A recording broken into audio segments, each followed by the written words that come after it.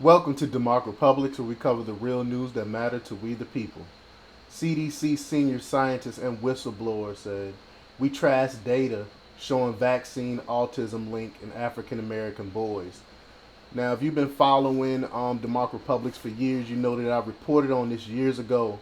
I'm not sure if this is the same scientist or not, or if this is a different whistleblower.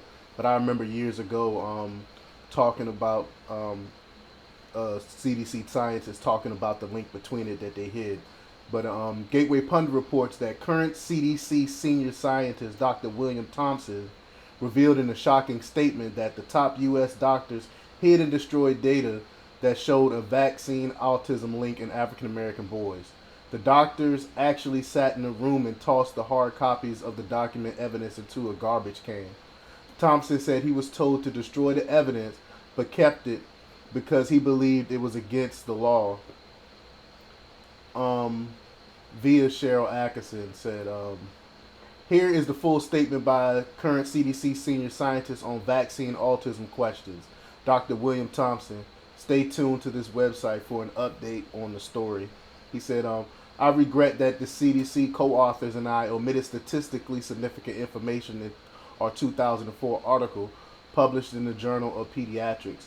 My primary job duties while working in the immunization safety branch from 2000 to 2006 were to lead or co-lead three major vaccine safety studies. The MADDSP MMR autism cases control study was being carried out in response to the Wakefield Lancet study that suggested an association between MMR vaccine and an autism-like health outcome. There were several major concerns among scientists and consumer advocates outside the CDC in the fall of 2000 regarding the execution of the Stratton study.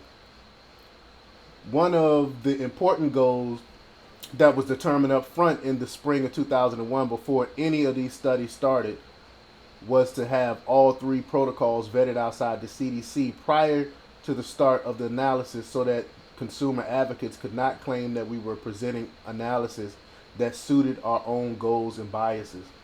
I'm gonna stop right here for a second. I remember reading about this. It might have been this might have been the same guy that he came out years ago and actually talked about it. So, but now he's the current CDC. He's a current senior CDC official. So YouTube, you can't block this one because this is someone that's actually in the CDC right now saying this. But he said, we hypothesized that if we found statistically significant effects in either 18 to 36 month thresholds, we would conclude that vaccinated children early with MMR vaccine will lead to autism-like characteristics or features. We all met and finalized the study protocol and analysis plan. The goal was to not deviate from the analysis plan to avoid the debacle that occurred with the Stratton thimerosal study published in Pediatrics in 2003. At the September 5th meeting, we discussed in detail how to code race for both the sample and the birth certificate sample.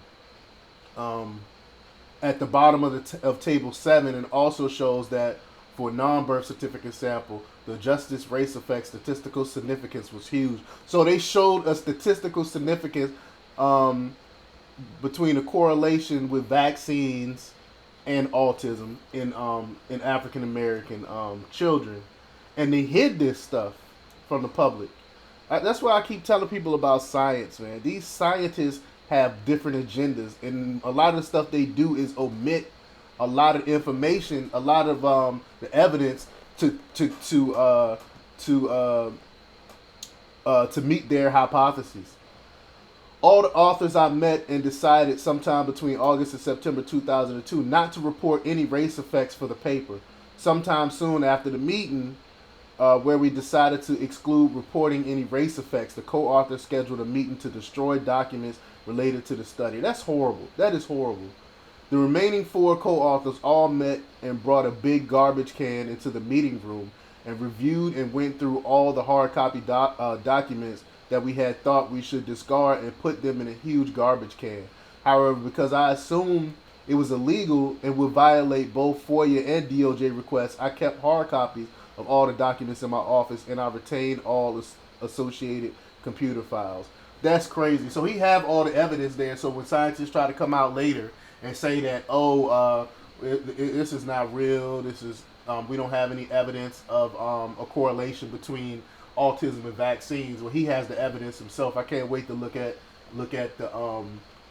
the information for myself, because y'all know I have a background in statistics, took advanced statistics, so I can read these studies. I'm gonna check it out for myself. But let me know what you think.